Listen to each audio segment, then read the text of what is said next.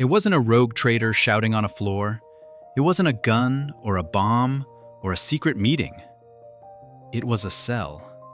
Specifically, cell L55 to M60. A simple copy and paste error inside a Microsoft Excel spreadsheet on the 6th floor of a London office building. That mistake turned into a $6 billion hole. But that hole was just the rock that started the avalanche. By the time the panic was over, the numbers didn't just move the needle for one bank. They erased $2 trillion of value from the global stock market. Vanished. Because of a typo. 4 years earlier, the world nearly ended. Banks had gambled on bad mortgages, and the whole system seized up like a rusted engine. By 2012, the world's biggest bank, JP Morgan Chase, wasn't trying to gamble. They were trying to insure themselves. They called it the Chief Investment Office. Their job was to hedge, to put a little money aside to protect the house from a storm. To do this, they used credit default swaps. Think of it like insurance on a car you don't own, but you know if that car crashes, traffic in your neighborhood gets bad. They were betting on the health of massive American companies like American Airlines and Walmart. It was supposed to be boring. It was supposed to be safe. The man in charge of this insurance portfolio in London was Bruno Ixel. He had a nickname the traders gave him in fear: the London Whale. He was so big, his trades created ripples in the ocean that capsized smaller boats.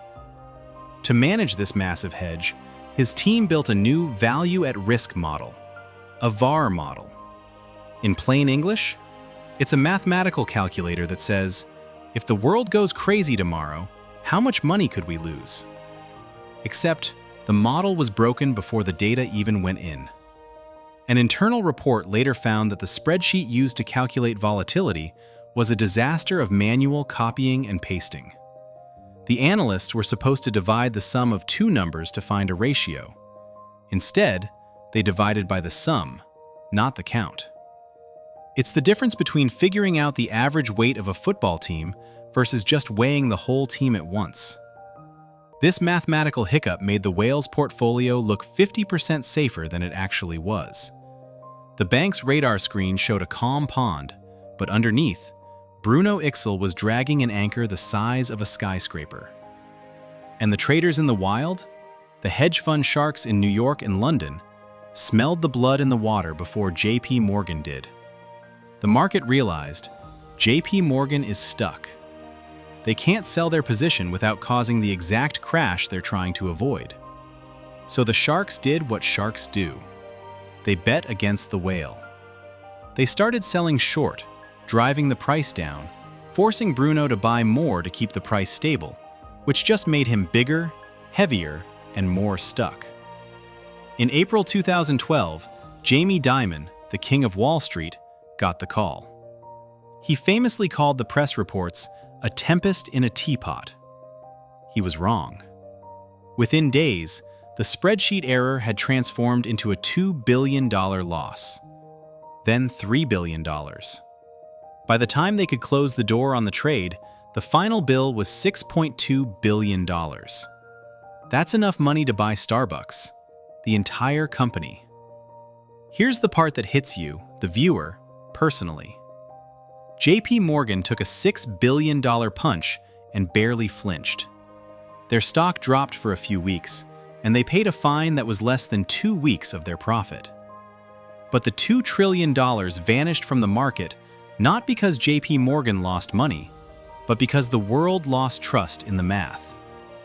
If the smartest, best capitalized bank in the world can't calculate its own risk with a spreadsheet, what's actually happening inside the smaller, shadier banks?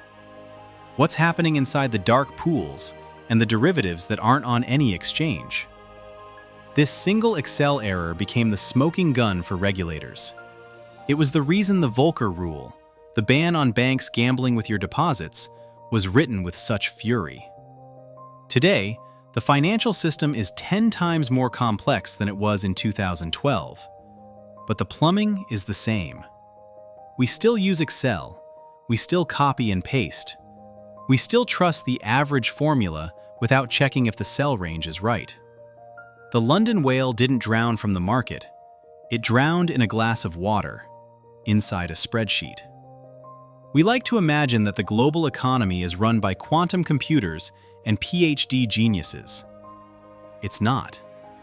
It's run by tired, under-caffeinated humans dragging cell B17 over to F22.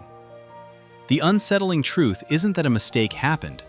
It's that the entire system is so leveraged, so interconnected, that one typo can unseat $2 trillion of your retirement money. And we're just hoping the next whale is better at Excel.